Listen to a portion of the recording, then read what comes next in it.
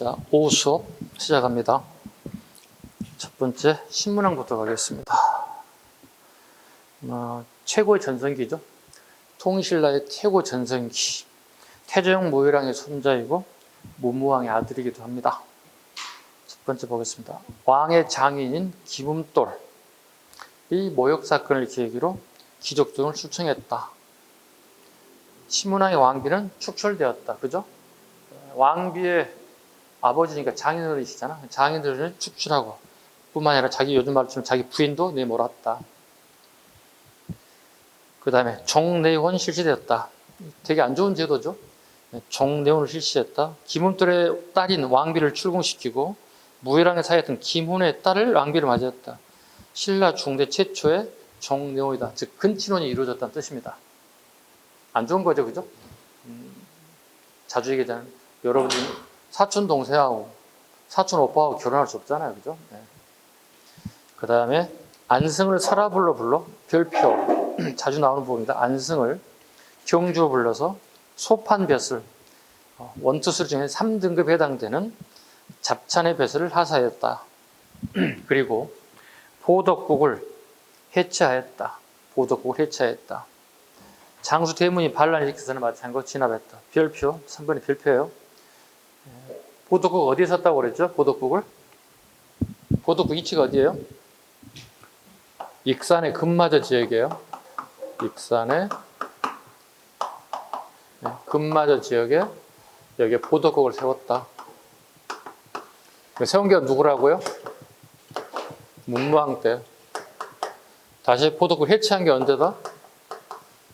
신문왕 때는 보덕국을 해체시켰다. 됐죠?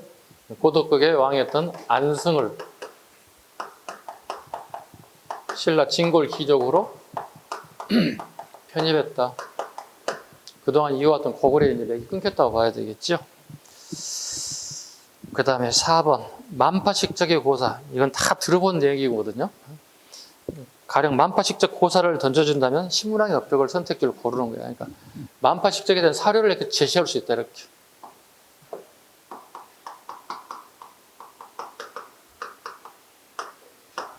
사료를 제시할 거다.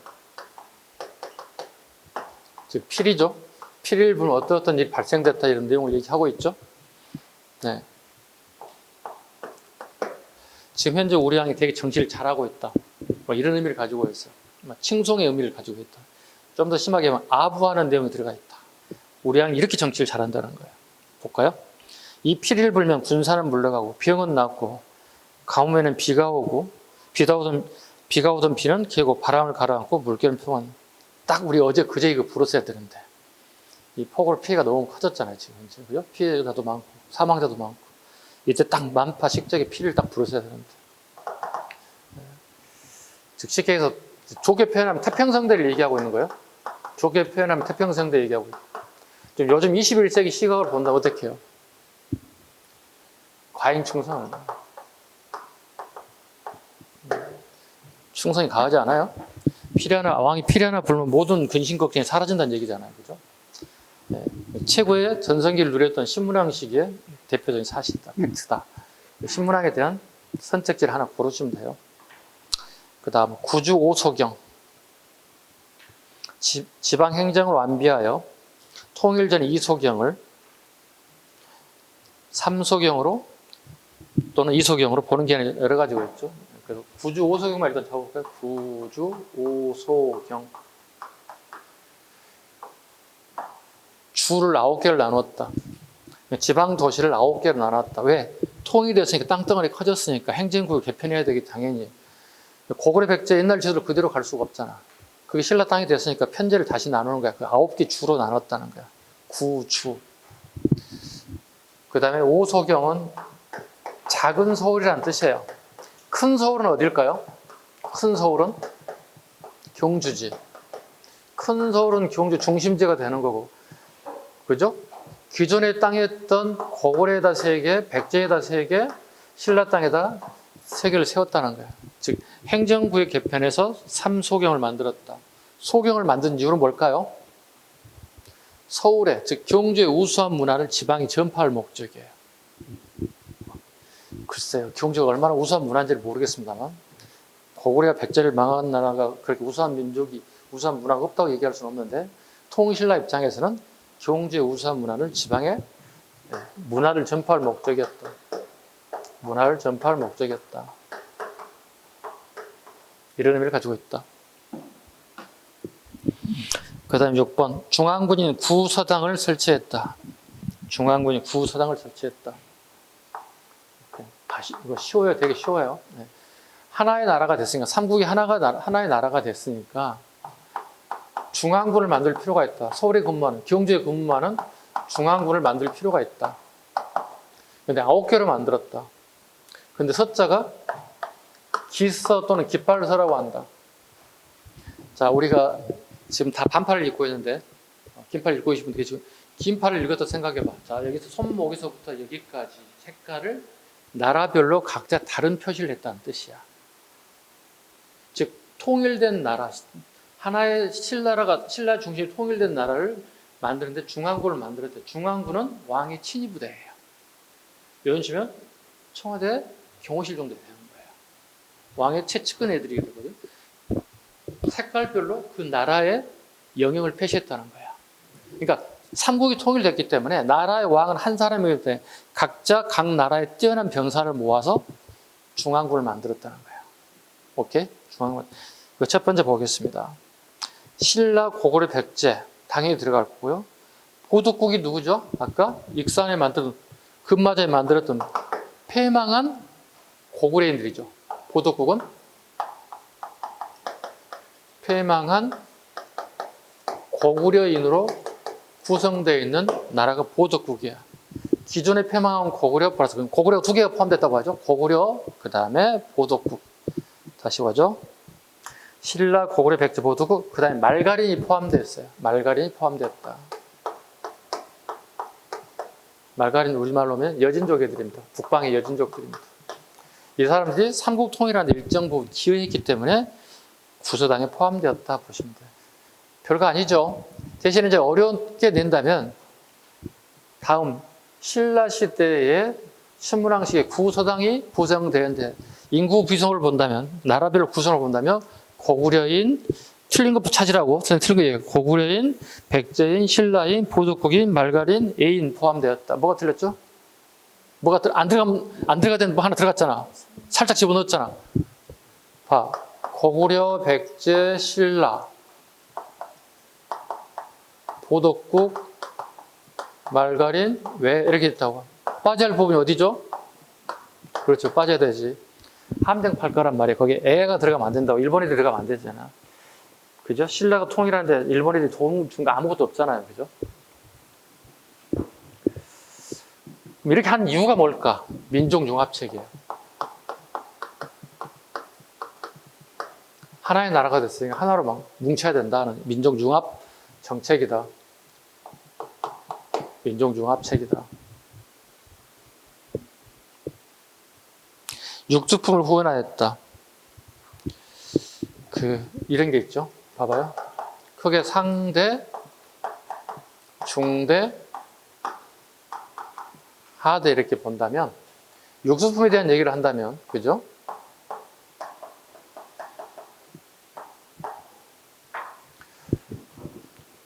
어떤 형태가 나타나는지 보자고요. 육두품이 우리 봐봐. 성골, 진골 그 다음에 육두품이야. 성골, 진골, 육두품, 오두품, 사두품, 삼두품, 이두품, 일두품 3이 1은 일반 백성화 됐으니 큰 의미가 없다고 그랬잖아요. 육두품은 쉽게 해서 출제할 수 있는 방법은 이걸 잘해야 될 밖에 없어요. 그러니까 육두품들은 공부를 되게 잘할 수밖에 없어요. 내가 오늘 출제하는 방법은 공부밖에 없는 거야. 진골이들이 그냥 자동적으로 아버지에 관련된 부분 때문에 그대로 계승되는 거니까 문제가 없는 거예요. 진골들. 성골 왕족이니까 뭐 특별히 할 일이 없는 거고. 자, 봐봐.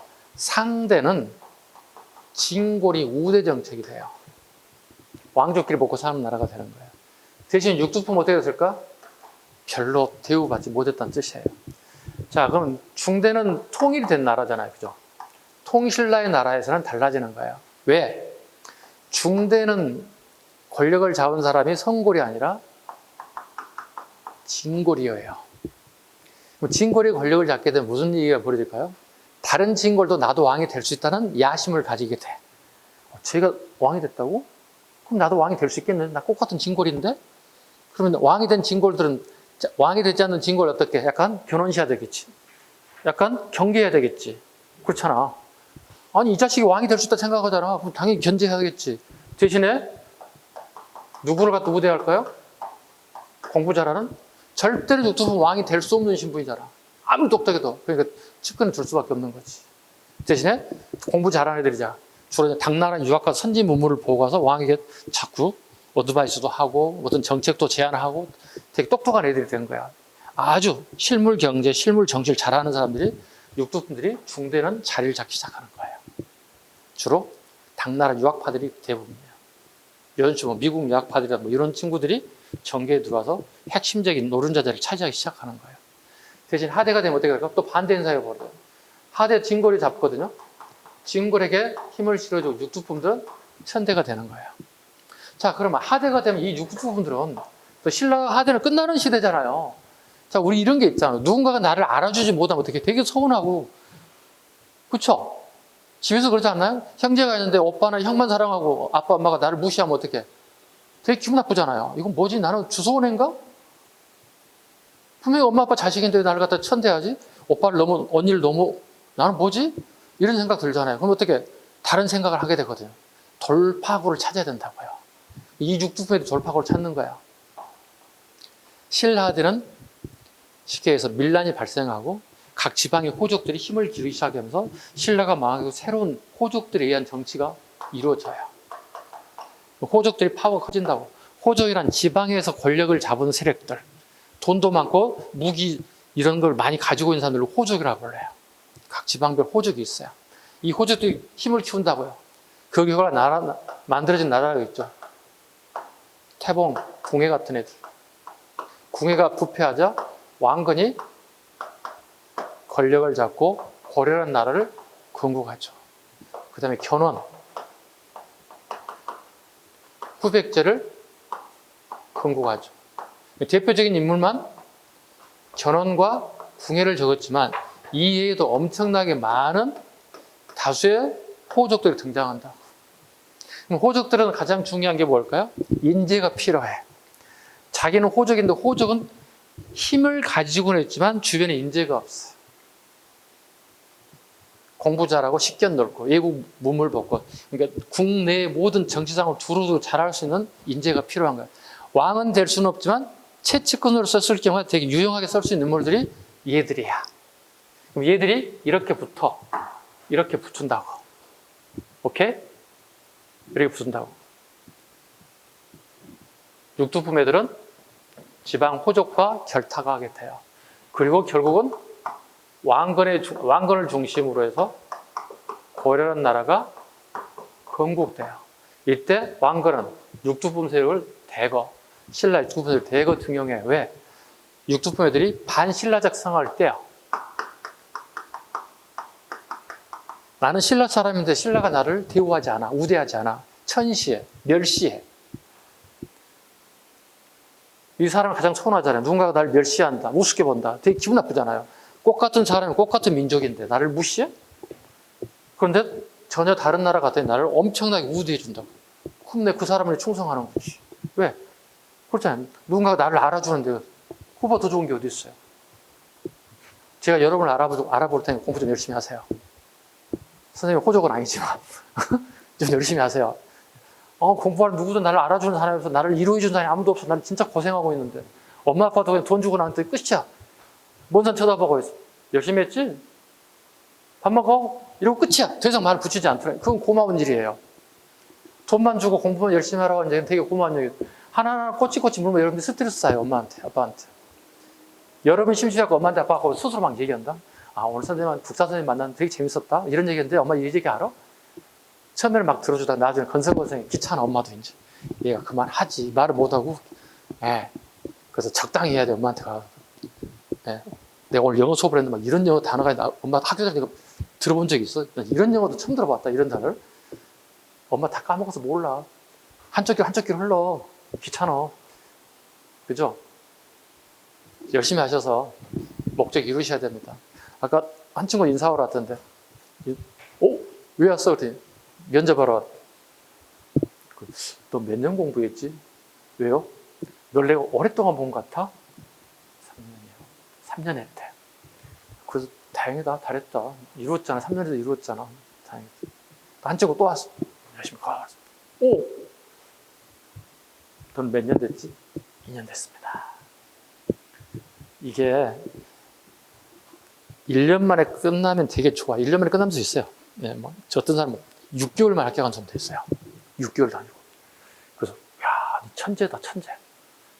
아닙니다. 운이 좋았습니다. 되게 겸손해. 운이 좋았습니다. 아는 것만 나왔습니다. 이렇게 한 경우도 있어요. 6개월에 성공하면, 합격하면 성공한 거 아닌가요? 진짜 짧고 굵게 공부해버린 거잖아요. 근데 선생님 그 제자 중에 7년 공부해서 합격한 친구도 있어요. 예. 가끔 도서관에서 만나는 양복 입고 다니길래 나는 어디 사서직으로 합격한 줄 알았어요. 뭐, 합격했냐? 여기 근무하냐? 그랬더니, 선생님 아닙니다. 집에서는 양복 입고 나왔습니다. 왜? 합격한 줄 아니? 예. 양복 입고 출근한 거야. 도서관에 와서 출근. 그랬더니 도서관 사무실 가서 하는 게 아니라 독서실 가서 공부하고 왔는데 양복 다 벗고 다시. 이렇게 어렵게 공부해서 합격한 친구들 되게 많습니다. 그래서 여러분들은 공부를 처음 이렇게 시작하신 분들 계시는데 진짜 대충 하면 안 돼요. 여러분들보다 공부 잘하는 사람들 훨씬 따따블로 더 많이 있다고 생각해. 내가 제일 지금 현재 밑바닥이라고 생각해야 돼. 그러니까 공부에 대해서 되게 겸손해야 돼. 대신에 속은 어떻게 알차게 꾸려야 돼. 내가 누구보다도 뒤지지 않게끔 내가 실력을 쌓을까 이런 마인드를 가지고 공부하셔야 돼. 그렇잖아. 겉에 나름 공부 되게 많이 하는 사람이 이렇게 하고 다니면 내 풀풀 난다? 저거 이렇게 된단 말이에요. 저거 너무 건방진데? 표현하지 않지만 내실을 잘 쌓으라는 얘기야. 그리고 각 과목 선생님들한테 끊임없이 질문해야 돼. 쉬는 시간에. 모르는 걸 집에 가져가면 안 돼. 집에 가서 해결 안 돼.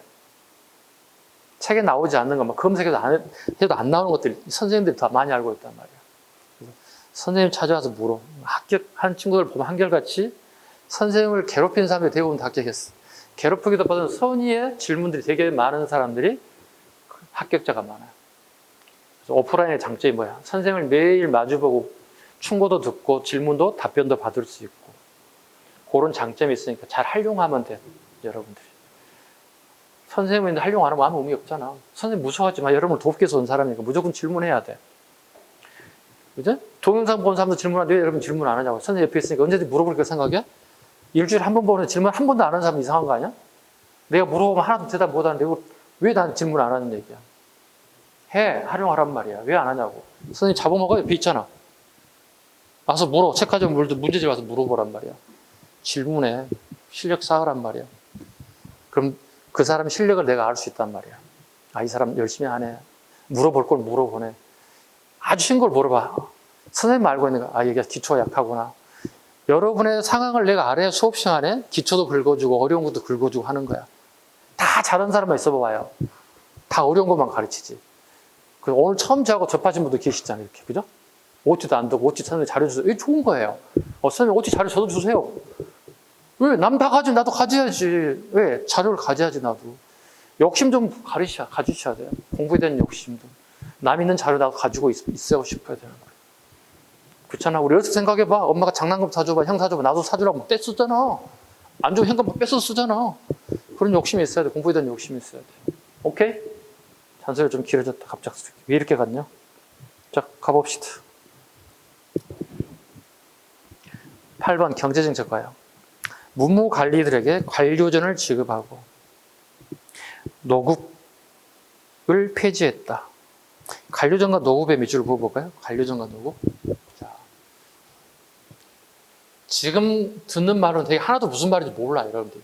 중학교 때, 고등학교 때 배운 게 다 까먹었어요. 기억도 안 나요.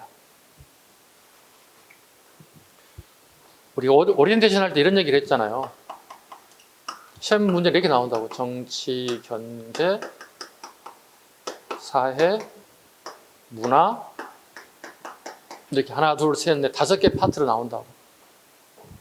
정치 파트가 12개 플러스 마이너스, 그러니까 10개 플러스 마이너스 되는 거야. 그러니까 정치사를 잘하게 되면 무조건 합격한다고 그랬어. 경제 하나 내지 2문제, 플러스 마이너스. 사회 하나 플러스 마이너스. 문화가 5개에서 플러스 마이너스. 기타는 안 나올 수도 있고 하나 나올 수도 있다. 한 문제 나올 수도 있고 안 나올 수도 있다. 기타에는 이런 게 있어요. 독도, 그 다음에 어디 있어요? 간도, 그 다음에 유네스코 문화재, 그 다음에 요즘에 있는 게 지역사. 근데 이번에 국가직이 한 문제, 지방직이 한 문제 나와버렸다. 이게 안 나왔다고. 그렇다면 내년에는 뭐야? 독도나 간도나 유네스코 문화재가 나올 가능성이 그만큼 높아졌다는 얘기 되는 거예요.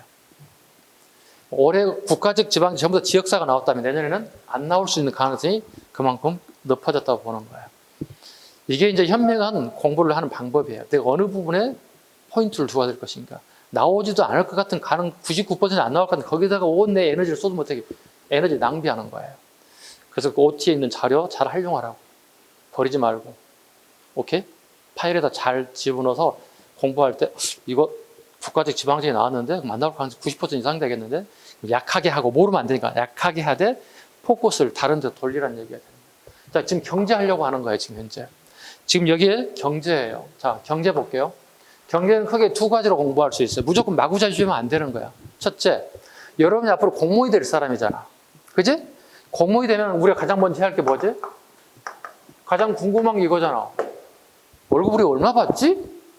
걱정이잖아. 여기 회사 다니다 오신 분들 계시고, 이제 학생인 사람들 거고, 알바다 알바 때려쳐 오신 분들 계시고, 다양한 이렇게 구성원들로 구성되어 있거든요. 그럼 최소한 내가 직장에 다닐 때 월급을 한 300 받았으니까 그 정도는 주겠지? 이런 생각을 막연하게 오신 분들 계시고, 300 안 줍니다. 요즘 공무원 월급 되게 짭니다. 선생님이 주장한 게 4대 보험 다 찍고 첩보 찍고 300 주면 좋겠습니다. 막 주장한 거예요, 선생님이. 그래야 공무원도 해먹지. 어떻게 먹고 살겠느냐, 뭐 이렇게 하잖아요. 그렇잖아요. 근데 100 깎아야 됩니다. 처음에 들어가면 200에서 첩보 뛰고 나면 180밖에 안 나와요. 안 남아요. 꿈 깨세요. 지금은 페이 수준이 일반 직장인들 페이 수준이 올라갔기 때문에 공무원 월급이 센 게 아니라 최하예요. 그래도 하는 이유는 뭐예요? 공무원 하려면 안정성이에요. 월급 안 밀려요. 제 날짜에 다 나와요. 그렇잖아요. 다 나오잖아요. 때 되면 승진시켜줘요. 3년 지나면 8급여줘요. 선생님 8급 지나면 7급은 자존심 아니에요. 거기서 승진시험 봐야 돼요. 그래서 아까 서두에 얘기했잖아요. 행정법 책 버리면 안 된다고. 행정학 승진 과목이 포함되어 있어. 국어영 항우사는 잡아다 쓰레기는 버려도 돼요. 안 해도 돼요. 그것은. 대신에 행정법 행정은 승진 과목이 포함되기 때문에 자동 승진하려면 15년, 17년 걸려. 나보다 후배들이 2년, 3년 후배들이 왔는데 나보다 훨씬 더 빨리 승진하고 어떻게 될 것 같아? 자존심 상하잖아. 우리는 대한민국 사람 자존심이라는 게 되게 중요하게 생각하잖아. 승진해서 빨리 올라가라고. 근데 어떨 것 같아? 인천광역시라면 1년에 일반 행정직을 한 500명 모집한다고 500명이 나의 경쟁자가 돼. 뿐만이 아니라 위에 인사 적재된 애들 있지. 앞에 기수들. 1년, 2년, 3년 차가 가면 어떻게 1000명, 1500, 2000명 들어 승진시험 봐서 몇 등 안에 들어야 된다고. 그래서 공무원 되고 합격하니 끝이 아니에요. 승진시험도 계속 준비해야 한다는 얘기가 되는 거예요. 그래서 빨리 합격하기 위해서는 내가 이런 얘기를 합니다. 가끔. 사무관 한번 달아야 되지 않아? 과장님 정도 한번 달고 나와야지. 항상 저 밑에서 민원인만 만나고 있을 거야. 동사무소. 올라가야 되잖아. 최소한 동사무소 소장 정도는 한번 하고 때려쳐야 될 거 아니야. 주민등록 등본 떼주세요. 못 떼주세요. 500원입니다. 700원. 이것만 맨날 하고 있을 거냐고. 빨리 올라가야지. 하지 말라는 얘기가 아니라 처음에는 이거저거 다 배우고 해야 되겠지만 승진에 올라가라. 공무원의 메리트가 승진이야. 승진을 안 하면 있을 이유가 없잖아. 차라리 일반 직장 가서 돈 버는 게 낫지. 자, 봐. 월급을 얼마 줬을까 물어본 거야. 두 번째. 세금을 얼마나 걷어갔을까 국가에서 물어보는 거야. 지금 하려고 하는 게 이거야. 노국과 관료전은 여러분이 공무원이 됐을 때 신라 사람들 월급 어떻게 받았을까 이런 거 물어보는 거. 뒤에 할 거예요. 근데 일단 입맛만 한번 보자고. 그죠? 자, 크게 상대, 중대, 하대 이렇게 보자고요. 상대, 중대, 하대 딱 월급을 어떻게 받냐 물어보는 거예요. 상대 봐보겠습니다. 노급을 받았대요. 노급을. 자, 노급을 받았는데, 자, 우리가 월급 부분을 살짝 여러분들이 보는 게 좋거든요. 판서를 하는 것보다 못 찾겠는데? 그냥 설명하자. 선생님, 못 찾겠어요. 노국과 시급이라는 게 이렇게 있어요. 노국과 시급이 상대에 지급됐답니다. 노국 한번 보고 시급 한번 보겠습니다. 공무원 월급 주는 게 노급이에요. 노급이에요. 시급은요, 전쟁에 나가 공을 세운 사람을 전공자라 불러요. 전쟁에 나가 공을 세웠다, 전공자. 그 다음에 아무것도 안 하고 먹고 사는 애들이 있어요. 품위 유지해야 돼, 왕족들. 한 사람만 왕이지 동생, 형님, 왕 안 된 사람들은 그냥 왕족이잖아. 그래서 그 사람들은 왕족이긴 한데 왕이 될 수 없으니까 굶어 죽으라 할 수는 없잖아. 이들에게 주는 게 시급이에요. 전쟁에 공을 세운 사람 시급, 왕족들 품위 유지하게 주는 게 시급이에요. 노국과 시급이 이렇게 지급됐대요, 상대가. 자, 그런데 노국은 뭐냐? 월급. 내가 받을 월급을 얘기하는 거예요. 요즘 말로 치면. 근데 월급만 주는 게 하나 더 준다고. 뭘 줄 것 같아요? 누가 아는 사람 있을까요? 세 글자로? 누가 얘기한 것 같은데? 얘기해버렸어? 얘기해버렸구나. 노동력을 준대요. 자, 봐봐. 선생님이 인천시에 광역시장으로 발령 나왔습니다. 그럼 월급 주겠죠? 월급은 이 부분은 노급이라 불러요. 노급이 이렇게 정해져 있어요. 근데 그 월급만 받는 게 아니라, 자, 선생님 인천 광역시장으로 왔는데 선생님 집은 부평이야, 예를 들어서.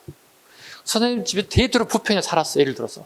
거기에 우리 집에 엄청나게 많은 양의 토지를 소유하고 있어요. 조상태도 쭉 내려온 토지가 우리가 한 100만 평 정도 있다 쳐봐요. 근데 100만 평에 있는 우리 집에 노비가 20명밖에 안 돼요.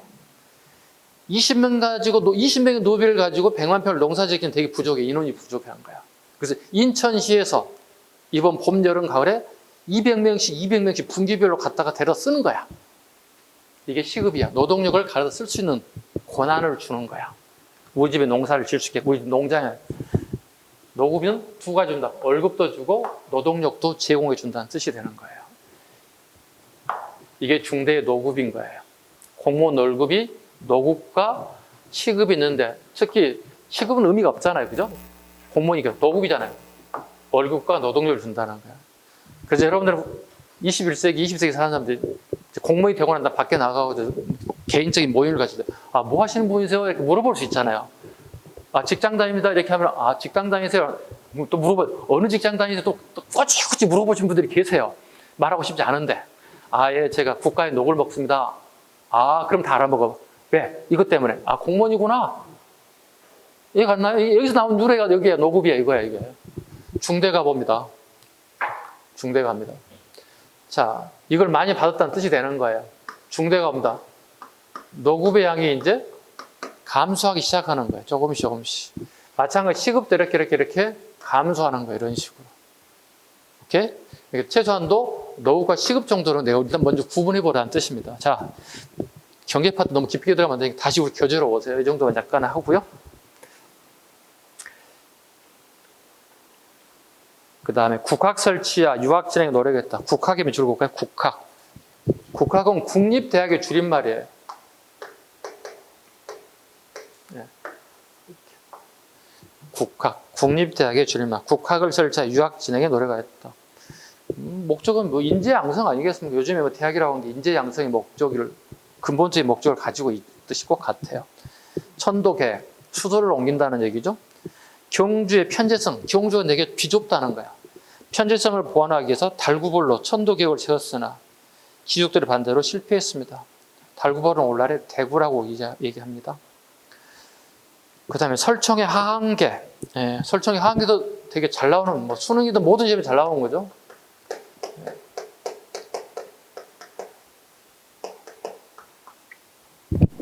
지금 우리가 신문학 하고 있거든요. 신문학 봐볼까요? 통일이 완성되고 난 다음에 바톤 타치 받은 사람이 신문학이에요. 그죠? 이거 나라가 안정됐겠죠, 이제. 특별하게 막 삼국이 싸울 일이 없잖아요. 통일이 됐으니까. 신문학이 이제 안정화가 되다 보니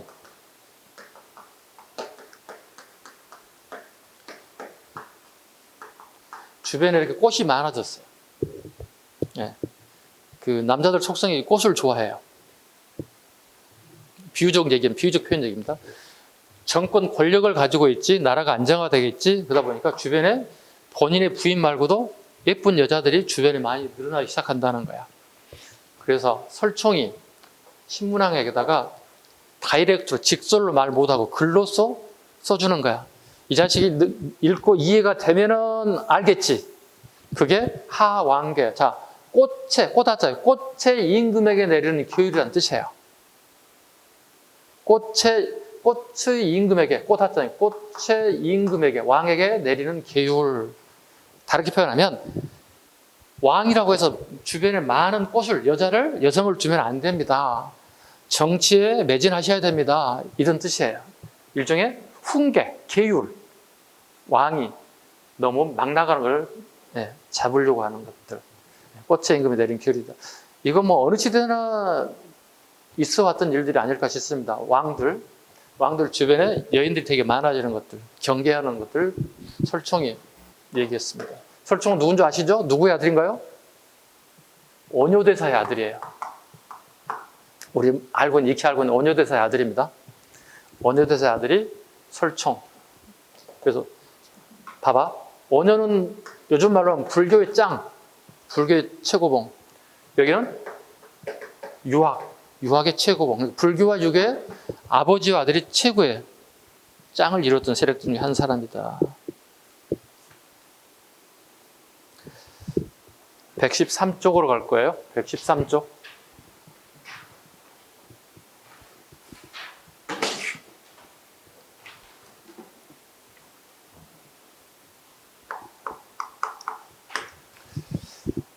효소왕 보겠습니다. 효소왕은 신문왕의 아들입니다.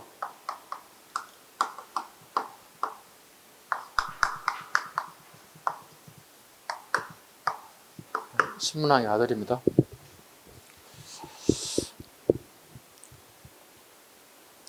서시와 남시전을 설치했다. 서시와 남시전. 자,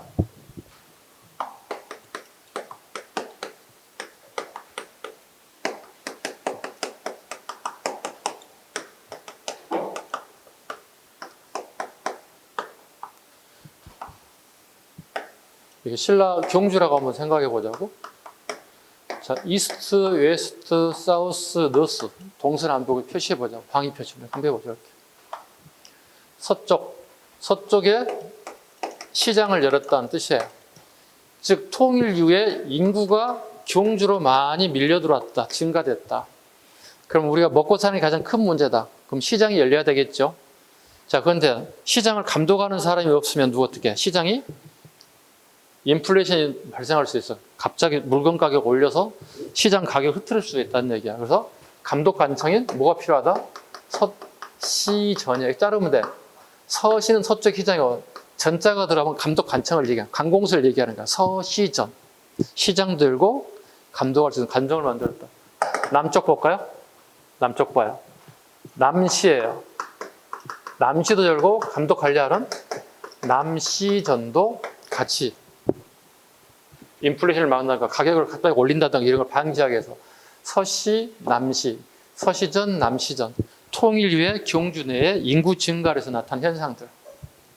그죠? 근데 앞에 통일 전에는 시장이 있었을까 없었을까? 있었지. 시전이 있었어요. 이치는 몰라요. 하나만 있었던 걸로 기억하면 되는 거야. 통일 전에는 하나. 인구가 그렇게 늘어나지 않았으니까. 통일 이후 경주의 인구가 늘어나다 보니 시장이 필요성이 늘어났다. 그래서 두 개가 더 추가되었다. 서시, 남시. 그게 누구냐? 효소왕이다.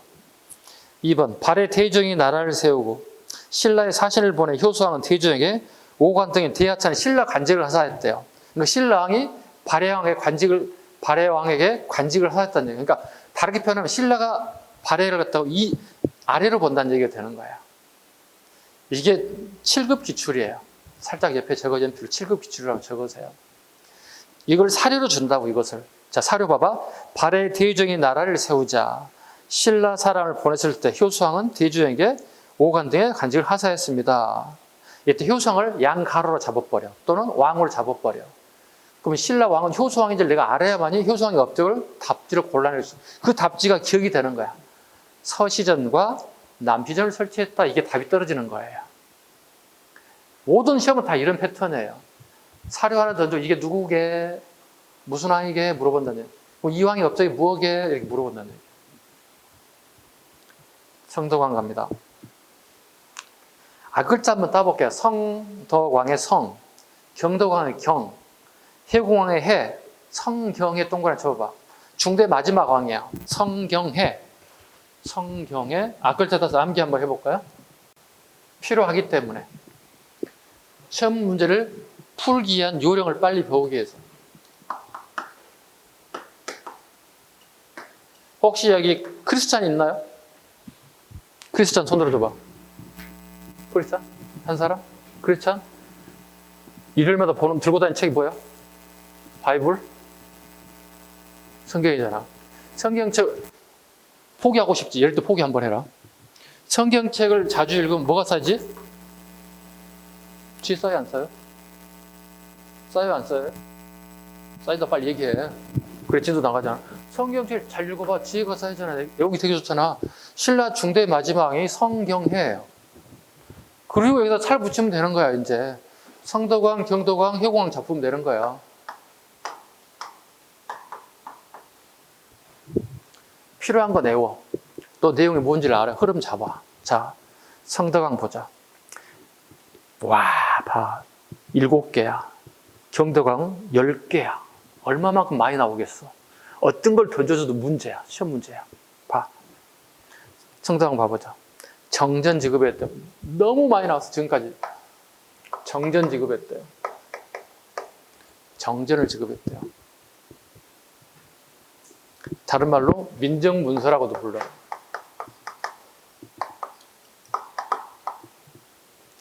정전을 지급했대요. 자, 정전 지급볼게요. 자, 그럼 국가가 땅을 줬다는 거야. 땅을 줬다는 거야. 한자로 이렇게 적을게요. 저 위에 정자는요, 앞으로 계속 잡아야 돼요, 여러분들, 저하고.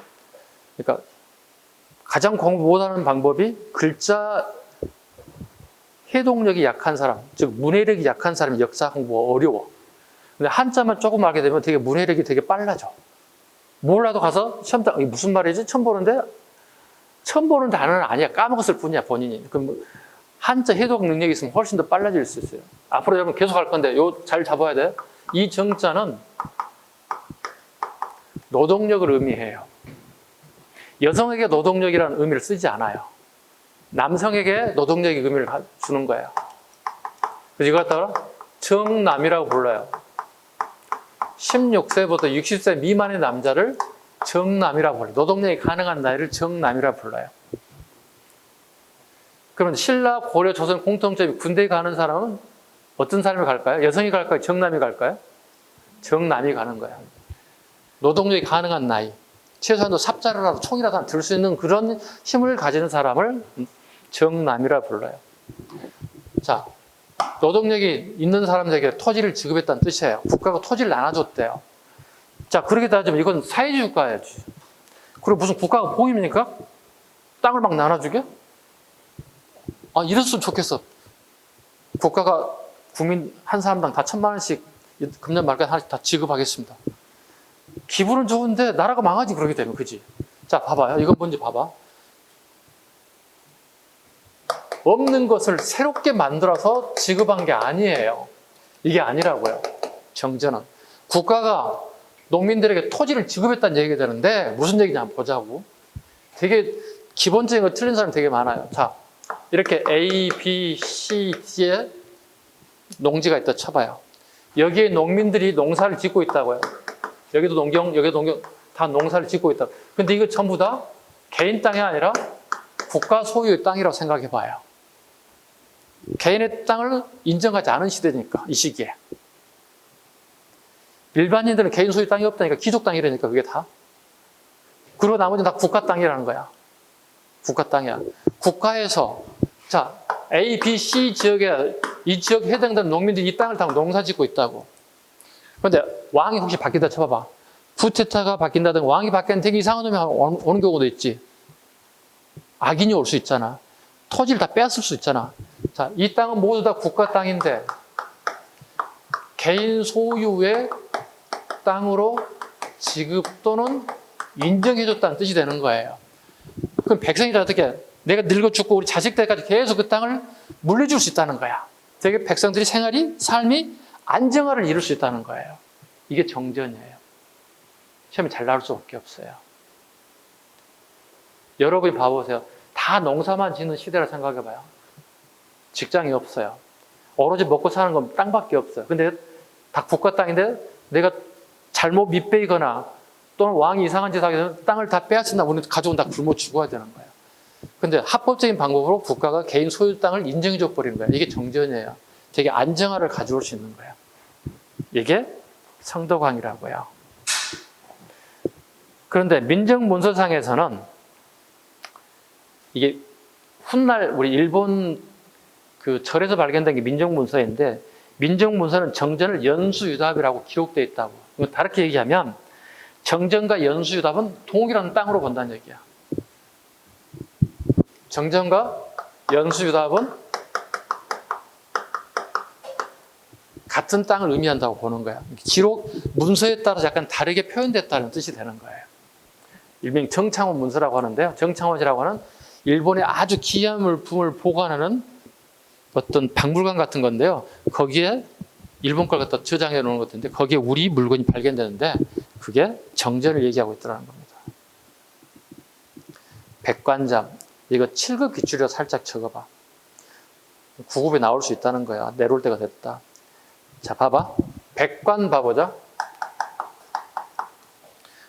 잘라봐, 이렇게 살짝. 길어지면 뭐든 문제를 막 잘라야 돼. 연습해야 돼. 뭐든, 여러분 책에 돈 주고 산 거야. 마음대로 써. 뭐, 책을 찢든 불태우든 간에 쓰든 간에 마음대로 해도 돼.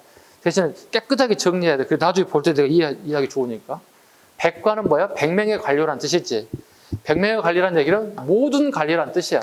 의역하게 되면. 신라의 모든 관리에게 백관잠. 훈계. 관료들이 지켜야 할 덕목을 담은 백관잠을 이제 관료들에게 나눠주었습니다. 실정이 뭐냐면 요즘 치면 뭐라고 될까요? 공무원이 지켜야 할 윤리, 규범, 도덕. 요즘 말로 치면 공무원이 지켜야 할 윤리, 규범, 도덕 뭐 이런 것들을 의미해요. 여러분 학교 가면 나중에 면접할 때 공무원이 지켜야 할 윤리, 규범, 도덕 암기사항들 많아. 되게 한 6가지 같아. 다 암기가 시켜 그거 선생님들이. 공무원이 지켜야 할 윤리가 뭡니까? 강령 5개 얘기해보면 암기 안 해도 다 시험장 가면 긴장한데도 기억이 하나도 안 나. 제가 외웠는데 기억이 안 납니다. 죄송합니다. 또 물어보면 이제 다 막히는. 하나만 막히면 다 막히는 거야. 아이씨, 면접 망쳤네. 떨어졌네. 아무 말도 못하고 집에 자기 방에 척 박혀 있는 거야. 엄마 아빠 말 걸어도 대답도 안 하고 있는 거야. 이제. 지가 잘못해놓고. 그렇잖아. 여러분 시험도 떨어지는 것도 여러분 책임, 합격한 거 다 여러분 책임이잖아. 책임을 가지고 가시라는 얘기. 어차피 투자한 거니까 열심히. 백관잠 됐고요. 현재 전해지지 않습니다. 3번. 국학의 공자와 철인 72제자 등을 안치하였다. 당각 국교가 이거 별표. 최근에 잘 나오는 부분입니다. 국학은 국립대학이잖아. 그죠? 대학이잖아요. 국학의 공자와 철인 72제자의 화상을 안치했대요. 초상화를 안치했대요. 이게 무슨 의미일까요? 그 옆에 써놨잖아요. 자, 봐봐. 60년 전쯤에 나당 전쟁 때 우리가 당나라가 이제 적으로 만나게 됐다고. 적으로 만나는 거 중국에서 들어온 문화를 다 끊어버렸다고 우리가. 중국의 문화를 다 끊어버렸어. 대학에 중국 문화를 가르칠 이유가 없는 거예요. 왜? 적국의 나라가 적국의 문화를 또는 학문을 가르칠 이유가 없잖아요. 배울 이유가 없잖아요.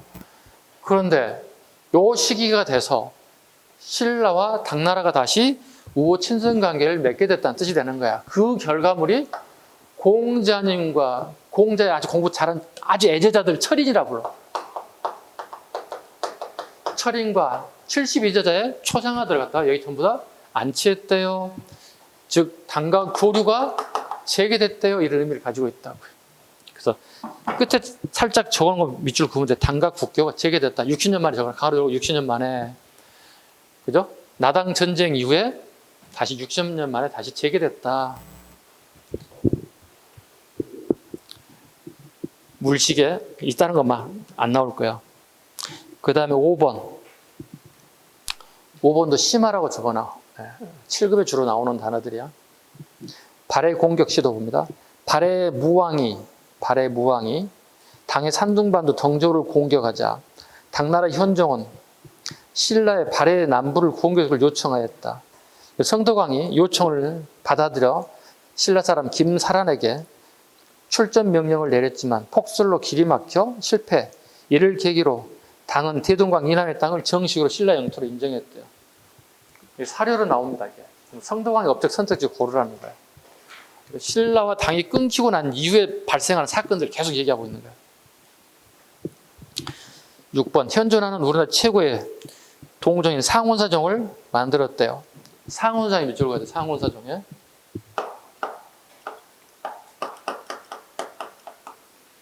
이게 가장 우리나라에 오래된 종이라는 뜻이에요. 올드하다. 가장 최고 오래됐다. 최고 오래됐다. 최고 오래됐는데 경도강식이 가보시면 경도강식이 한번 가보겠습니다. 5번에 보시면 성덕대왕 신종이 있어요. 성덕대왕 성덕왕을 대자를 붙여서 아버지는 큰 왕이래요. 성덕대왕 신종 새로운 종을 만들었대. 이건 구종이잖아요. 이건 옛날 종이잖아요. 새로운 종을 만들었대요. 그런데 완성하지 못하고 여기 봐봐. 해공왕식에 이게 완성이 됐대요. 자, 그러면 봐봐. 경도왕은 왜 종을 만들었을까요? 아버지가 되게 큰 업적을 쌓았다고. 그 아버지의 업적을 기리기 위해서 성덕 대빵 큰 왕의 길게 새로운 종을 만들었다고 이렇게. 여기요. 그래서 성경에 외우라는 얘기고 경도왕이 왜 만들었다고? 아버지 성도왕의 업적을 찬양할 목적으로 만든 게 성덕대왕 신종이다. 종을 칠 때마다 응애 손에서 에밀레종이라고 부른다. 오케이? 세 가지 명칭으로 불러요. 성덕대왕 신종, 에밀레종, 다양한 명칭으로 불리게 됩니다. 7번, 발해 7번입니다. 대의관계. 당가의 국교를 다시 재개하였고, 당가의 국교 재개 원인이 뭐라고 그랬죠? 아까 큰 원인이? 발해가 당나라를 공격하자. 당나라가 신라 요구해서 발해 남쪽을 좀 쳐주세요. 그랬더니 실제로 신라인들이 가서 쳐줬다고. 물론 성공하지 못했죠. 눈 때문에. 그래서 그 시도 자체를 당나라가 되게 감동받은 거야. 그래서 공자 하상이란 이런 걸 다 보내고 이거저거 막 보냈다는 거야. 그래서 국교가 재개됐다는 의미를 가지고 있어요. 경덕왕 아들 갑니다. 불교 장례 갑시다. 이게 9급에 되게 많이 나오는 내용 중이야. 9급에 딱 뭐라고 할까? 친화적인 문제 중에 하나가 1번 지문이에요. 불교 장례입니다. 불국사. 불국사를 만들었대요. 신라를 부처님의 나라로 만들었다는 뜻이에요. 여러분 생각해봐. 우리나라를 예수님의 나라로 만들기 위해서는 어떻게 미쳤나 봐. 그렇게 얘기하지 않나요? 그 시대로 돌아봐. 우리나라 신라를 부처님의 나라를 만들기 위해서는 다 찬성하는 거야. 왜? 그 시대는 그게 사상의 조류가 그거였으니까. 요즘에 이렇게 하면 큰일 날 일이지. 이렇게 하면 가장 좋아하지. 대한민국 국민들에게 1인당 100만 원씩을 지급하겠습니다. 오, 우리 대통령 잘하는 박수 칠 거야. 내 빈 통장에 막 돈이 들어오는 게 되게 좋지. 그렇잖아요. 근데 종교인들 와가지고 어떻게 우리나라를 예수의 나라를 만들겠습니다. 우리나라 불교의 나라를 만들겠습니다. 이렇게 하면 싫어하지. 종교와 정치는 분리됐고 개인의 자유를 인정하니까 본인만 가면 되는 거야. 굳이 포기 활동할 때 막 싫어하는 증상 중에 하나 그건 거예요. 네. 자, 갑니다. 불국사를 만들었대요. 원래 풀 네임은요, 빠졌어요. 대하음 불국사가 풀 네임이에요. 대하음 불국사가 풀 네임이야. 보통 우리 불국사라고 부르지. 이렇게 얘기하니까 대는 대빵 크다는 얘기가 되는 거지. 하는 꽃자야. 엄은 장엄하다, 화려하다는 뜻이에요. 자, 우리 신라는 지금 현재 우리 왕이 정치를 너무 잘해서 꽃이 화려하게 만발했다. 왕을 깎아내리는 거야, 칭송하는 거야? 그렇지. 불국사는 그런 의미를 가지고 있다. 우리 왕이 너무 정치를 잘해서 우리나라가 꽃이 만발했다. 부처님의 영화로운 나라가 돼버렸다. 이렇게 표현하고 있는 거야. 그래서 여러분 나중에 훗날 중학교, 고등학교 때는 아마 가본 사람들이 안 가본 사람들이 있겠죠. 훗날 성이 되거나 불국사를 간다면 치수한다 선생님한테 이런 지식은 가지고 들어가야 돼. 이 정도만 할 겁니다. 더 깊이 안 들어갑니다. 문화 파트 가서 더 깊이 갈 겁니다. 정치 파트니까요. 석굴암을 창건했대요. 석굴암 무슨 의미인지 석굴암을 가서 한 번이라도 본 사람 있나요? 손 한번 들어줘봐. 나 경주가 석굴암 본 적이 있어요? 손 한번 들어줘봐. 한 사람, 두 사람, 세 사람, 네 사람, 다섯 사람. 안 본 사람은 있군요. 안 본 사람 꽤 되는군요. 자, 질문할까요? 석굴암은 어떤 의미로 보셨어요? 아니, 석굴암을 볼 때 무슨 의미를 가지고 보셨나요? 그냥 따라가서 그냥 석굴암이네 사진판 찍고 오신 거예요? 뭐냐고 물어본 거예요. 후자예요? 어릴 때 생각 없었네? 옆에 뭐 느낌, 석굴암 보고 느낀 점.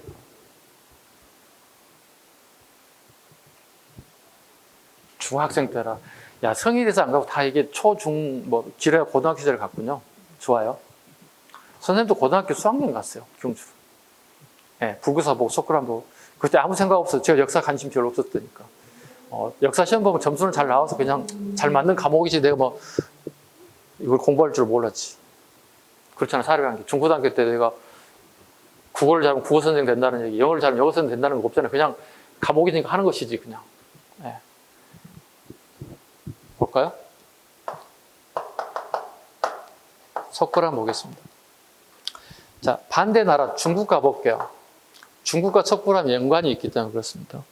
중국에는 불교가 정말 융성했어요. 근데 그 당시 가장 이상향이 뭐였냐면 이런 커다란 바위 암석이 있다면 얘들이 중간중간 이렇게 굴 파듯이 파는 거예요. 이렇게 파가지고 여기다가 부처를 갖다가 안치하는 거예요. 부처를 이렇게 안치하는 거야. 그리고 여기 가서 예배를 드리고 절을 하고 불교 행위를 하는 거예요. 이게 가장 이상향이었어요. 이 풍습이, 이 유행이 신라까지 왔다고. 신라까지 왔어요. 그럼 뭐야? 이건 쉽게 해서 이건 자연 동굴도 있고 인공 석굴도 약간 있기는 합니다만, 근데 우리나라도 이걸 하고 싶은 거야. 근데 우리나라 돌은 하강암이야. 90% 이상이 하강암이야. 하강암은 돌 중에 제일 단단한 것 중에 하나가 하강암이야. 오리지널 굴이 없는 거예요. 그래서 우리는 어떻게 이걸 파야 되잖아요. 근데 하강암을 정교하게 팔 수가 없어요. 왜? 그 연장이 다 부러질 수 있어요. 할 수가 없는. 우리 기술로, 그 당시 기술로는 하강암을 사각형 동굴을 만들 수가 없는 거야. 우리는 어떻게? 연장이었으면 머리를 잘 쓰는 민족이에요. 그러면 만들면 되겠네. 뭘? 동굴을 만들면 돼. 그래서 요 인공석굴 이렇게 데려오는 거야. 이렇게. 그럼 우리가 인공석굴을 만들게 되겠네. 사각형을 짝짝 잘라가지고 타원형 만들고 직선 만들어서 인공석굴을 만들어 버렸어. 지금 우리가 말하는 아파트를 하나 만들어 버린 거야. 아파트를 하나 떨어진 게 아니잖아. 자연적으로 우리가 만든 거잖아. 건축 기법이다. 여기다 부처님을 쫙 안치해 버린 거예요. 이제 가셨나요? 그러니까 앞으로 석굴암을 공부할 때 내가 가고 안 가고 문제가 아니야. 우리 수험생이야. 논리를 잡아야 돼. 그 당시 중국에는 뭐야? 동굴에다가 부처님을 모시고 부처님을 안치하고 거기에 불교 행위를 했다고. 근데 우리도 하고 싶은데 우리는 자연 동굴이 없다고요. 인공 동굴을 만들려고 봤더니 하강암이 90보다 보니 동굴을 만들 수가 없다고요. 그래서 인공 석굴을 만들어 부처님을 안치해버렸다고. 이게 석굴암의 의미예요. 우리 선조들의 어떤 그 지혜, 좋은 아이디어, 이런 의미를 가지고 있습니다. 하엄경 보고로 왕실의 권위를 강화시켰다. 하엄경의 밀주가 됩니다. 하엄경. 불교 꼭 나오네요. 그죠? 불교를 처음 하신 분들 많죠. 지금 거의 대부분 불교를 처음 하시죠. 그죠? 불교는 크게 두 가지로 이렇게 나뉘어요. 불교는 크게 이렇게 교정과 선정 크게 두 가지로 나뉘어요. 교정이란 부처님의 말씀을 공부하는 거예요. 여기는 부처님의 마음을 공부하는 거예요. 부처님이 제자들을 가르칠 때 공부만 가르치지 부처님의 마음을 다 끄집어내서 이 사람 주지는 않았을 거라고 생각한다는 거예요. 그래서 선정은 부처님의 진짜 다 말하지 못한 그 부처님의 진심을 공부하는 게 선정인 거예요. 오케이? 이 선정은 우리나라의 신라 하대에 중국으로부터 유입돼요. 요건 신라 중대에 우리나라 빅히트를 친 게 교정이에요. 그러니까 이건 쉽게 얘기하면 이건 책으로 공부하는 거 쉽게 해서. 이건 책이 아니야. 이건 책이 아니라고. 스승이 있죠. 나를 가르친 스승이 있죠. 선문답을 통해서 가르친다고. 선문답. 제가 살짝 이런 게 선문답이랑 하면 질문할 때 여러분 대답 좀 해주세요. 오케이? 자, 여러분 여기 학원 올 때 어떤 수단과 방법을 통해서 오셨습니까? 어떤 수단을 썼습니까? 물어봤습니다. 어떻게 오셨어요? 집에서 학원까지 올 때 어떤 방법으로 오셨냐고? 왜 오셨냐고? 지하철 탔어요? 버스? 엄마 차, 엄카를 빌려버렸거든요. 예, 예. 뒤에 분 어떻게 오셨어요? 버스요? 뒤에 분은요? 아, 버스요? 못 타고 오셨어요? 학원에 왜 오셨어요? 왜 왔냐고요? 공부하러 왔어요? 왜 왔어요? 수업 들으려고요? 이게 선정의 수업 방식, 선문답이에요. 교통수단을 물어본 게 아니야. 여러분, 내가 유인한 거야. 교통수단을 물어본 게 아니라 이 절에 왜 왔습니까? 왜 왔냐고 물어본 거예요. 그럼 여러분한테 물어봤을 때는 어떻게 오셨어요? 그러면 어떤 수단을 가지고 오셨나요? 물어보면 다 교통편을 얘기해요. 차 타고 왔어요. 버스 타고 왔어요. 뭐 수용차 아니면 택시 불러서 왔어요. 엄마가 학원 앞에까지 내려서 왔어요. 그거 물어보는 게 아니에요. 선문답을 가르치는 거예요. 이게 선정이에요. 선정이에요. 교정 중에 가장 기본이 하엄종이에요. 하엄종이에요. 부처님 말씀을 가르치는 거예요. 기독교로 본다면 예수님 말씀을 가르치는 거예요. 성경책에 있는 내용을 갖다가 시켜서 목사님들이 의역하고 예를 들어 막 설명해 주는 걸 보시면 돼요. 예를 들자면 하엄종, 하자가 뭔가요? 꽃필화. 엄자가 뭐라 그랬죠? 장엄할 엄, 화려하다는데 꽃이 화려하게 만발했대요. 누가 정치를 잘해서요? 왕이 정치를 잘해서요. 왕이 정치를 잘했대요. 그 왕을 갖다 칭송하게 하는 되게 좋은 종파는 뭐야? 교종 중에서 하엄종이었던 거예요. 하엄종이에요. 하엄종을 공부하려면 책을 읽어야 돼. 그 책이 뭘까요? 하엄경인 거예요. 불교 경전이 하엄경인 거예요. 우리 성경책 읽듯이 하엄경을 읽고 부처님의 세상을 갖다 공부하기 시작하는 거예요. 이게 하엄경이에요. 책을 통해서 공부하는 것을 대표적인 게 교정이다. 책 보지 않고 순간 터득하는 것을 선종이라고 한다. 교정과 선종. 이 정도만 맛보기 하겠습니다. 네. 다시 우리 기본서로 갑니다.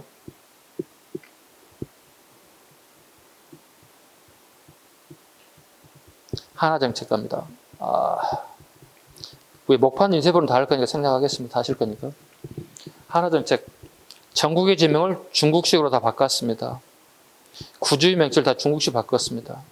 하나정책이란 중국 애들 갖다가 한족이라고 불러요. 한족. 크란자죠. 한족이죠. 이 한족의 문화를 받아들인 걸 하나정책이라고 불러요. 하나정책이다. 하나정책. 한화정통에서 지방의 명칭을 한자식으로 다 바꿔버리다. 지역명을 갖다가. 이해 가셨나요? 인천의 옛날 명칭이 뭐예요? 한화정책에 의해서? 인주가 되겠죠. 인주. 그래서 인천의 가장 유명한 성씨가 뭐예요? 고려시대에? 인주이씨인 거예요. 여기 인주이씨 분 계시나요? 없어. 야, 인주씨 오면 다 아웃인데, 여러분들? 그잖아. 네, 인주씨 오면, 여기 끝판이야, 끝판왕이야. 인주씨 혹시 오시면 누군가가 오신다니. 자, 다 지역명을 갖다가 바뀌었다. 쉽게 해서 여기 보시면 돼요. 여기가 미추홀 구잖아요, 지금 현재. 미추홀은 뭐죠? 옛날 백제시대에 쓰였던 용어들이거든요. 지역 명칭이거든요. 즉, 원조 비류할 때 비류가 세웠던 나라. 그래서 이걸 우리 통상 구분하기 위해서 비류백제라고 얘기하거든요. 그 지역이 미추홀 지역이에요. 그죠? 그 미추홀은 되게 아주 옛날 용어인데 지금 쓰는 용어니까 되게 좋은 이름이에요. 우리 옛 지명을 그대로 쓰는 거잖아요. 이게 옛날 지명 남동구나 남구 정도 해당되는 거잖아요. 이게. 그죠? 근데 제가 수업 시간에 자주 하는 얘기 중에 하나가 광역시 이상은 전부 다 구청이 있어요. 되게 촌스러운 게 명칭이 우리나라는 동구, 서구, 남구, 북구로 구분해 모든 도시가. 이렇게 매력 없는 지역명이 어디 있어요, 세상에? 생각해 보세요. 서울도 마찬가지. 한강을 중심으로 해서 강남, 강동, 강서, 강북 이따구로 이름을 다 지어놨어요. 구청이 다 그렇게 돼 있다고. 무슨 짓이에요, 이게? 대구가 막 동구, 서구, 남구, 북구. 강주가 막 강주도 대구, 동구, 서구, 남구, 북구. 이게 뭔 짓이야, 이게? 고유의 이름이 다 사라져 버렸다고. 왜? 한화 정책 때문에.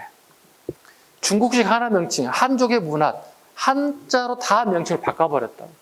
그 지역에 특수한 지명이 있었을 거고, 그걸 붙이고 거기다 무슨 구청, 미추홀 구청, 얼마나 좋아요, 이게. 제가 인천에서 수업할 때 가장 좋은 것 중에 하나, 미추홀 구, 얼마나 좋아요. 가장 매력 있는 이름 중에 하나예요. 선생님이 개인적인 입장에 봤을 때. 그래서 여러분 혹시라도 미추홀구에 살지 않더라도 선생님이 좋아하는 미추홀구를 이름 하나만큼 끝내주는 명칭이다. 아니, 동구, 서구, 남구, 북구가 뭔 짓이야, 이게. 혹시 여러분 나중에 고문이 된다면 내가 동구, 서구 발령나면 구청장한테 이름 좀 개명하자고 좀 건의 좀 해. 찾아봤더니 옛날에 우리 좋은 이름 지금 요거 좋은 것 같아. 이거를 좀 하면 안 될까요? 왜? 돈이 얼마나 깨진데 자식아 네가 건의하고 있는 거야. 돈 들어가는 얘기지만 후대에 물려줄 좋은 이름 하나 주는 게 얼마나 좋아요. 좋잖아요. 이거 미추홀구를 바꾼 사람이 누군지 모르겠지만 그 사람 내가 만나면 내가 진짜 칭찬하고 막 박수 쳐주고 막 밥이라도 한 걸 사주고 싶어. 좋잖아요. 여러분 인천 사람들이니까 이 정도는 알아야지. 자, 중국식으로 맹세 다 바뀌었다. 유교정책, 국학을 태학으로 고쳤대요. 국학을 태학으로 하면 즐겁습니다. 되게 중요한 게 나왔죠. 국학을 태학으로.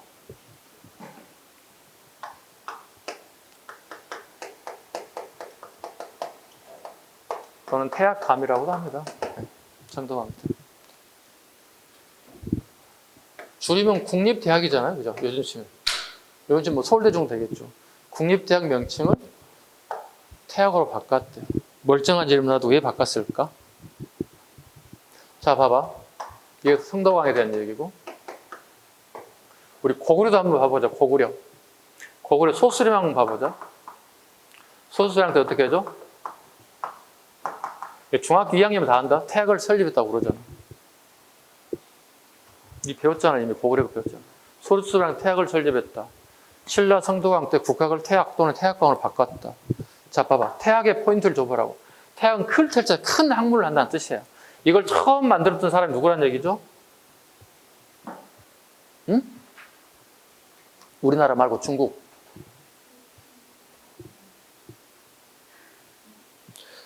태학이라고 하는 대학을 만든 최초의 사람이 누구냐 물어보는 거야.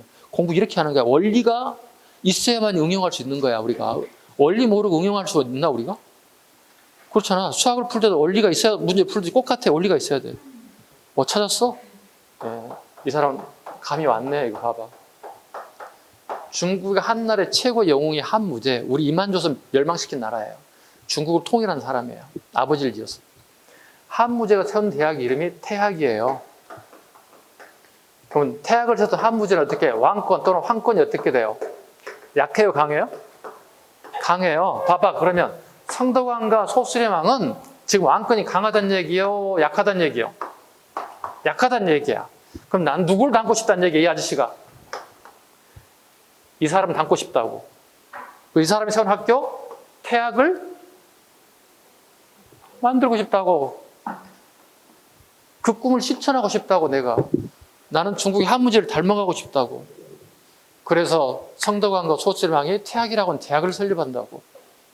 이게 공부라고. 그 태학의 어니 어딘가를 찾아갔을 때 우리가 무식하게 애우는 것보다 왜 대학을 설립했지? 그 이유는 중국의 원류를 찾아가면 되겠네. 이게 이제 공부가 돼요. 이렇게 하면 어떻게 역사가 애우는 게 아니라 재밌어지는 거야. 아, 원래 뿌리가 우리가 아니었네 알 수 있는 거잖아요. 오케이? 이해 갔어요? 이해 안 갔으면 경덕왕 얘기하다 보니까 성덕왕을 얘기했다. 네. 흥분했어 선생님. sorry 경덕왕. 네. 다시 이어가 보겠습니다. 4번이죠. 왕권 균열. 귀족들의 반발로 노급이 부활됐대요. 노급이 부활됐어요. 이거 월급할 때 되게 더 정확하게 하겠습니다. 그 다음에 5번 성덕대왕 신종이 시작됐대요. 성덕대왕 신종이 만들기 시작됐대요. 6번의 별표를 5개 하겠습니다. 김대문. 우리 책에 나온 김시성을 가진 사람은 전부 다 진골이야. 신라 사람이 진골. 신라 사람인데 김씨가 나오면 다 진골이라고. 즉 앙족이라는 뜻이에요. 김대문 가겠습니다. 쓴 책 계림잡전. 계림은 경주를 지칭해요. 잡전, 경주의 이런저런 잡스러운 얘기라는 뜻이 되겠죠. 하랑세기, 하랑들에 대한 이야기, 이러쿵저러쿵에 대한 얘기, 일종의 하랑에 대한 비하인드 스토리들. 한산기, 김대문이 신라가 통일되자 한산조, 오늘날의 서울에 도독으로 왔대요. 오늘날 서울시장으로 왔대요. 그래서 서울에서 보고 들은 얘기라는 뜻이에요. 한산에 대한 기록, 한산기입니다. 고승전, 옛날 승려들 얘기예요. 이 김대문에 대한 얘기예요. 자, 일단 진골 출신이에요. 일단 한산기가 나오면 무조건 뭐가 되는 거야? 김대문이야. 왜? 진골만이 도독이라고는 지방 간의 관직을 가질 수 있으니까.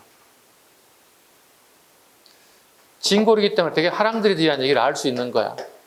왜? 진골들도 하랑으로 가는 애들이니까. 물론 일반 백성도 갑니다만 지배층들은 대부분 진골들이 하랑으로 입학하게 되거든요. 하랑세기, 그 다음에 나온 한산기, 경주 계림잡전 얘기, 승려들의 얘기. 왜 중요할까요? 최치원은 육두품이거든요. 육두품인 최치원이 쓴 책과 김대문이 쓴 책을 갖다가 비교하여. 그러니까 이 두 책을 최치원이 쓴 책과 예를 들어 개원필경이라든가 이런 책을 이제 물어보는 거예요. 이 사람이 쓴 책과 이 사람이 쓴 책을 갖다가 정확하게 구분하는지를 물어본다고 시험장에 가시면. 이건 중대 인물이고 이건 하대 인물이란 말이야. 오케이? 구분할 것. 김대문이 쓴 책, 최천이 쓴 책. 시험에 끊임없이 여러분 기출 풀다 보면 이 두 사람은 끊임없이 나올 거야. 네. 끊임없이 나올 거야. 참고로 김씨가 아닌 최씨, 설씨는 전부 다 육두품이야. 김씨는 무조건 뭐라고? 진골 왕족이야. 김씨가 아닌 놈은 전부 다 뭐라고? 육두품이야. 선생님, 오두품, 사두품은요? 있었겠지만 우리 역사책에 오두품, 사두품 인물들 기록이 없어요. 오케이? 구분 딱 하면 돼요. 가산 갑니다. 이거 7급 기출문이네요. 가산의 1만 개의 불상을 조각하여 배율한 만불산을 당항제 대종에게 선물하였대요. 가산이라면 가짜 산을 이렇게 산을 만들었다는 뜻이야. 인공산을 만들고 1만 개의 불상을 거기다 조각해서 조각한 만불산을 갖다가 당항제에 선물했대요. 중시를 시중으로 계칭했대요. 구급 빈출이에요. 중시를 시중으로. 비서실장이라고 그랬죠. 다음 이렇게 물어본다. 다음 중시를 시중으로 개칭했을 때 왕과 관련 설명 옳은 거. 경도왕 업적 선택지 고르는 거야. 단순한데 되게 어려워. 단순한데 어렵다고. 경도왕 업적이 많아서. 국학의 제협 박사 조교들을 줬다. 학교니까 대학교니까 교수하고 조교들이 있었다는 얘기가 되는 거야. 그 다음에 10번 안 해도 됩니다. 해공왕 갑니다. 성경의 해공까지 하고 맞으시겠습니다. 왕이 8살에 왕이 올랐습니다. 태후가 섭정이 이루어진 어머니가 섭정. 대신 어머니가 정치를 했다. 7관 등 일길찬 대공이 아우인 6관 등 아참과 함께 난을 일으키다 왕권이 실추되었고 이때 상대 등 김양상이 원래 지금 국무총리급 김양상이 군대를 일으켜 스스로 왕이 되고 선덕왕이 되고 신라하대가 시작됩니다. 김양상 밑줄, 선덕왕 밑줄. 자, 해공왕이 7살에 왕이 올라왔는데 엄마가 정치를 하는 섭정을 하는 거예요. 자, 근데 신하들은 정치력이 되게 뛰어난 신하들이 쫙 배치되는데 꼬맹이 7살짜리 딱 중간에 떡하니 앉아있어 이렇게. 근데 엄마가 뒤에 다 코치하고 있는 거야. 근데 엄마가 코치하는 게 전부 다 왕권 강하청만 얘기하고 있는 거야. 신하들 입장에 봤을 때 봐봐. 한 40 플러스 만세던 이 연저리 사람 7살 아이의 말을 갖다 예 알겠어 아옵니다 전하 성은이 만극하면 이러고 싶지 않거든요. 자기 손잡발밖에 안 된 애들한테. 그리고 엄마가 되게 왕권 강을 막 계속 밀어붙이는 거야. 근데 신하들은 저기요 시대가 바뀌었어요. 왜 그러세요? 그거 아니잖아요. 이렇게 대들응 시작하는 거야. 왕권이 약해지기 시작하는 거야. 엄마가 하니까. 요즘 말로 치면 MZ세대들이 느끼는 게 달라듯이 같아요. 기성세대하고 90년대 이 출생자를 우리가 보통 MZ세대라고 보통 얘기하는데 MZ세대의 생각과 선생님 같은 기성세대 간의 생각이 다를 수밖에 없잖아요. 성장 과정과 시대가 달라졌잖아요. 그죠? 여러분들 어떻게 싫으면 싫다, 좋으면 좋다 막 얘기하잖아요. 표현 노골적으로 하잖아요. 적극적으로 하잖아요. 선생님들은 어떻게 좋아도 싫어도 크게 막 내세가지 못한 시절에 살았거든, 저희들은. 그냥 막 여자친구가 너무 좋은데 연애하고 싶은데 저하고 연애 한번 할까? 이런 말 못했던 시절이에요, 우리는. 누군가가 옆에서 이렇게 다리를 놔주지 않는, 오작교 다리를 놔주지 않는 한 우리는 데이트니 연애를 못했던 시절이었어요. 선생님을 제외하고요. 선생님 그거 빼시기 바랍니다. 네. 선생님 연애도 했으니까요, 충분히. 네. 대부분의 여러분 부모님 세대들은, 선생님 세대들은 그런 시대를 살았는데 그렇게 보시면 돼요. 시대가 바뀌었는데 어린 왕과 엄마는 계속 왕권을 강화하려는 정책을 펼치다 보니 신하들이 저기 그거 아닌데요? 왜 그러세요? 충돌이 일어날 수밖에 없다. 항상 그렇습니다. 어린 왕이 있으면 항상 엄마들이 치맛바람 일으키니까 신하들이 좋아할 리가 없는 거예요. 2번 96 각간에는 각간은 국무총리를 요즘 말로 좀 다르게 부르는 이름이에요. 각간 문화에 나온 것 같습니다. 자, 1관등 각간은 본래 신라 최고 관등 이벌찬을 지칭하는 용어로 96 각간은 각간의 수를 나타내는 것이 아니라 당시 난을 일으킨 귀족과 진압한 귀족 전체에 포함한 숫자가 96명이에요. 그러니까 요즘 치면 국무총리를 포함한 96명의 반대하는 사람들이 난을 일으켰다. 꼬맹이한테. 이게 96 각간의 난이에요. 성덕왕릉, 성덕대왕 신종을 만들었대요. 완성했대요. 네, 성덕대왕 신종을 완성했대요. 자기 할아버지. 4번 김지정의 난. 이찬 김지정이 김양상 일파를 제거하기 위하여 반란을 일으켰고 실패하고 그 과정 해공왕이 피살되었습니다. 다시 1번으로 올라가 주시기 바랍니다. 거기에 김양상이라는 사람을 밑줄을 좀 그으셔야 됩니다. 김양상이 아래 할 게 있습니다. 자, 신라 중대에서 하대로 넘어오잖아요. 그죠?